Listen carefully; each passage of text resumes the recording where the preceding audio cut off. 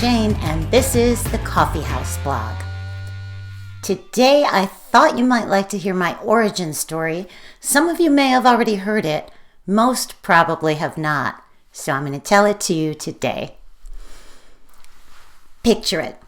A hamlet called Beaver Meadow in the town of Otselic, New York. Population about 1,000. That's the whole town, not just the hamlet. The whole town. There I was, a young mother with 5 little girls, each one a little smaller than the one before. I was a young stay-at-home mom with a dream. I wanted to be a writer. I thought I was pretty good. I'd found a local group of writers, the Central New York Romance Writers, where I'd made the best friends of my entire life still. We honed our skills together. We held critique groups and sessions, and we organized writing workshops, and we invited guest speakers. We were serious about this. When I'd first discovered the existence of CNYRW, they held their meetings in downtown Syracuse. I did not drive in Syracuse.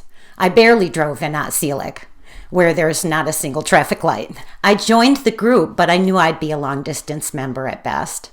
I got their newsletter and I enjoyed the articles. Online meetings were not yet a thing. It was 1988.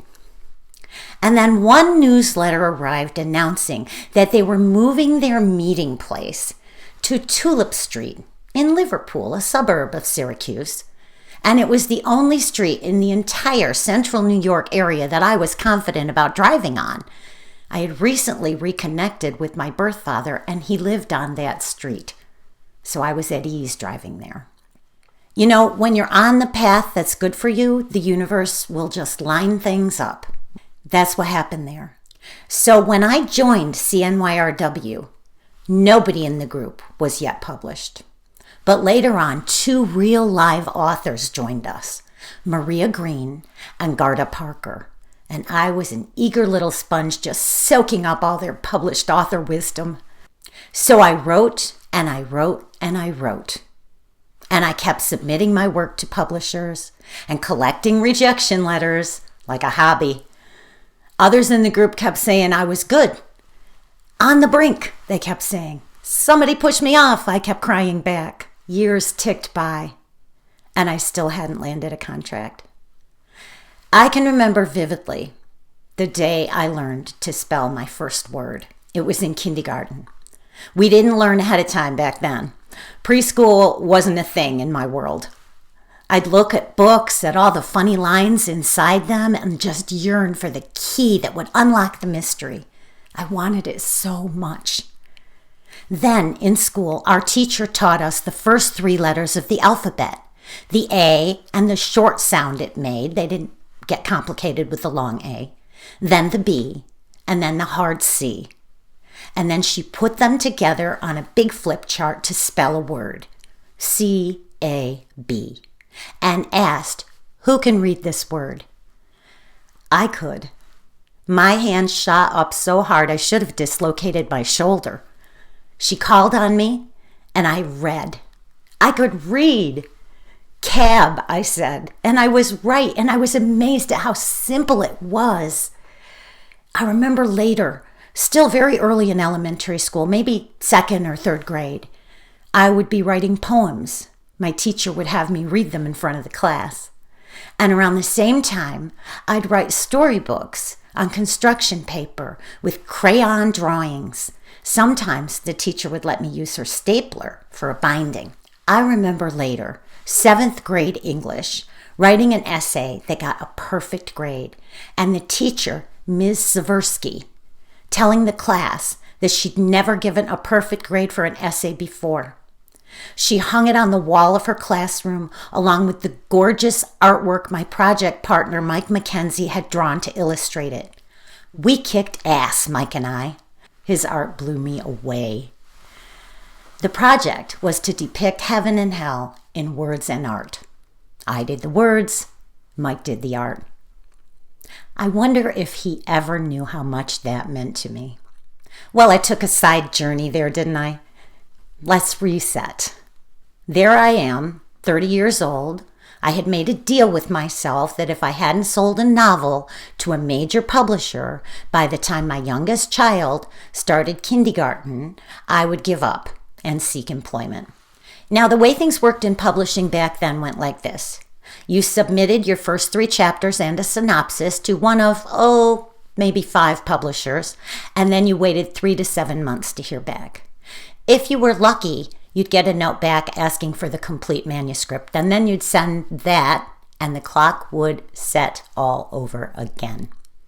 Well, it was late August 1992. My littlest duckling was starting kindergarten in September. I was looking at job listings, and the only writing I was doing was on my resume, which was scant. I knew I wasn't going to meet my own deadline. The only book still out making the rounds had only been mailed a few weeks ago, and there was no way I'd hear back in time. My dream was dying. Already dead, maybe. And then it happened. The week of my youngest baby's birthday, I ran to the grocery store. I took the little ones, 5 and 7, with me, and left the big ones, 14, 12, and 10, at home at their request. They hated grocery shopping, but loved breaks from their younger siblings. I had no cell phone back then. It was a whole different world, really. So I come home with the groceries, and my oldest meets me in the driveway before I even get out of the car and says, "Mom, your agent called." Back then, you see, you had to first convince an agent you were good enough, which I had managed to do, and then the agent would send your work around to the publishers. Agents were the gatekeepers. If a book came to a publisher from an agent, then the publisher knew it was at least worth a look. So most publishers would not accept unagented submissions. I had achieved that much at least. Anyway, there was Gina, my firstborn, all excited. "Mom, your agent called. You have to call her back right away. It sounded like something really good." Now, these kids were savvy about the book biz, especially Gina. She's my editor now. She masters in English, teaches high school and college levels. The 5 ducklings had been watching me try to sell a novel for 4 years at that point. For the youngest, it had been just about her whole life. They knew. They got it. They understood what this meant, especially the older ones. And Gina was excited. But I didn't let myself get too hopeful. I tried to tell her not to either. I knew it couldn't be a sale because it had only been 3 weeks. In the 4 years I had been submitting, I'd never heard from anyone in fewer than 16 weeks, and often more like 30. One took over a year, and another forever. I still haven't heard back. So there was no point getting excited. That said, I didn't bring the groceries in from the car right away. I decided to make that phone call first. I walked to the bedroom extension for privacy. My 5 little ducklings followed, all in a row from biggest to smallest. And I called my agent. And she answered with the words, "You did it, kid." And I said something scathingly brilliant like, "Did what?" She then told me that senior editor, Melissa Sennett from Silhouette Books wanted to buy my novel Reckless Angel for Silhouette Intimate Moments. I would receive an advance of $4,000. The editor would be calling me in a few minutes to make the official offer and welcome me aboard. As I listened to her talking, my legs turned to jelly, and I just slowly melted all the way down the wall until I was sitting on the floor between my bed and the wall. The girls were all watching me, wide-eyed, bouncing in place, the older ones trying to keep the younger ones quiet for Mommy's important phone call. I got tears. I have them now. I thanked the agent and said goodbye, very professionally. And then I shouted, "They're going to publish my book! I did it, I did it, I did it!" And there was the biggest burst of female squeals you have ever heard. We just hugged and screamed and laughed, my 5 little girls and I, and we cried happy tears. If we'd had close neighbors, they'd have called 911, I'm sure. It's a moment and a day I will never forget for as long as I live. And it was really the beginning of my life's work. I have been writing stories nonstop ever since. 30 plus years now. Here's the original edition of that book, Reckless Angel. Isn't it gorgeous? I remember the day the author copies arrived. I made the delivery driver wait while I opened the box and then took one out and showed it to him and said the very same words, "Isn't it gorgeous?"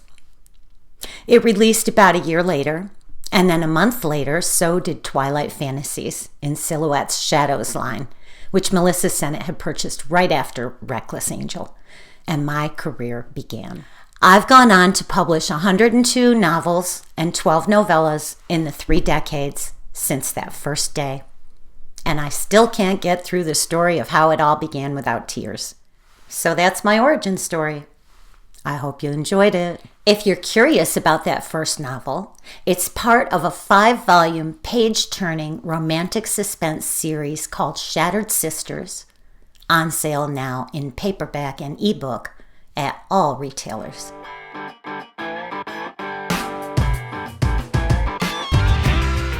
See you next week.